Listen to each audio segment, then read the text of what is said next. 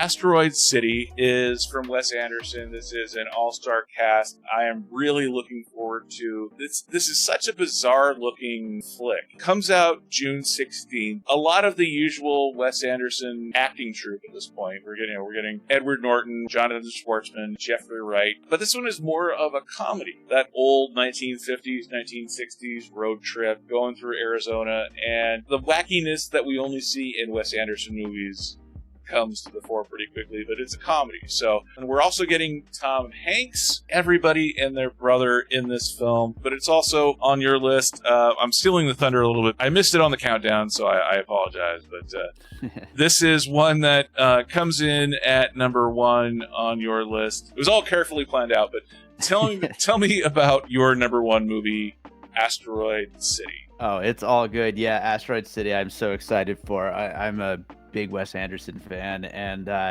yeah, this cast is just absolutely stacked with Anderson regulars as well as a bunch of newcomers. Tom Hanks, I'm very excited about joining the roster, and yeah, it's a weird looking one. Like, you know, I would consider all of his movies comedies to some particular degree, but this one I felt like it's set in a 50s like Midwest town, but that at the same time it feels like it's the future based on what's happening in the trailer.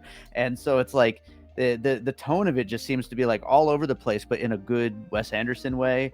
And it seems like something a little different from anything. Like, I know a lot of people like to complain that he does his thing, his Wes Anderson thing all the time, but this definitely feels like he's using his same stylization, but in a kind of different way. So I'm excited to see that. Also, it seems like Jason Schwartzman is the lead character here. I'm not entirely sure about that. I mean, with a big ensemble like this, but with Schwartzman, if he is the lead character, you know, taking you back to Rushmore, and like, you know, I love Jason Schwartzman. So that would be awesome if that is the case. It just looks super goofy. It looks like it's playing with tropes of like classic sci-fi movies, but set in a weird little middle of nowhere Midwest town, and us being here in Nevada, like it kind of feels like home a little bit, like when we're driving up the 93 or something like that. So it definitely fits for people who live here in Las Vegas. I can't remember the name of it, but there is a giant impact site in Arizona. So that would be my guess as to where the real life version is getting referred to in this film. This is crazy. This is Tom Hanks, Adrien Brody, Liev Schreiber, Scarlett Johansson, Bryan Cranston, Steve Carell, Oscar nominee Chau, Matt Dillon, Willem DaFoe, Margot Robbie, Hawke. If Kevin Bacon's not in this film somewhere, this is one of the missing pieces in these 6 degrees of Kevin Bacon, because everybody is in this film. And the fact that we're getting Tom Hanks and Bryan Cranston in a feature film together is crazy for me. And you're right, Jason Schwartzman is first billed, at least in terms of IMDb. I love him as a character actor. I can't remember the name of the movie, but there's a trailer of a film where he was playing an oddball character, and he was serenading, I think it was Amanda Seyfried, and he was singing, "Oh, Angela," in the trailer itself.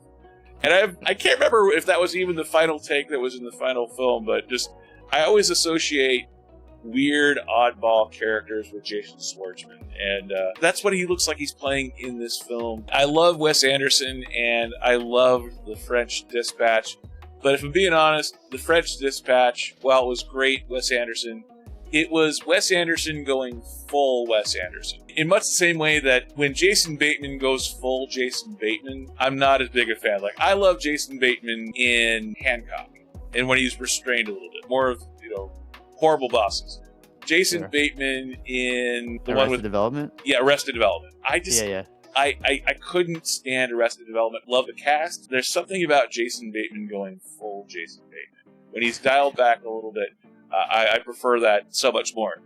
Wes Anderson in The French Dispatch went full Wes Anderson, and while I love that film, it was a little artsy-fartsy, even by my standards, and I love that style of film. So the fact that we're returning to more of a Royal Tenenbaums style of Wes Anderson comedy, and this is definitely what this is. This is not moody lighting. This is not moody cinematography. This is fully exposed frames and Tom Hanks with a weird mustache and gray hair, and getting Bryan Cranston in here too. I don't remember seeing him in the trailer. The fact that we're getting all of these people, not just the Wes Anderson regular acting troupe, calling in favors of saying, hey, I really want you to be in this film. I am, fingers crossed, really excited for Asteroid City as well. What is your favorite Wes Anderson movie of all time? Ooh, that's a good one.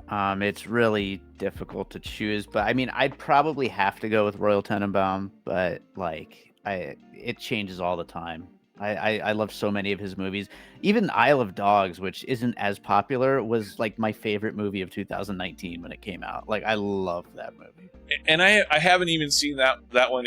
That one's on my list, but Grand Budapest Hotel is one of my favorites. So many great quirky films over the years. I still have not seen Bottle Rocket, by the way. That is one that keeps popping up. It's where his association with the Wilson brothers kind of first starts, at least on film. Have you seen Bottle Rocket, by the way? I've not seen it. I haven't seen it in like over 20 years, but like I would have it towards the bottom of my list. But I don't know, maybe if I finally got around to a rewatch, it might raise up in my ranking. It's the Wilson brothers pre-Armageddon. Armageddon was the first time I saw Owen Wilson in a film, so this is even before that. Asteroid City, number 6 on my list, number 1 on your list.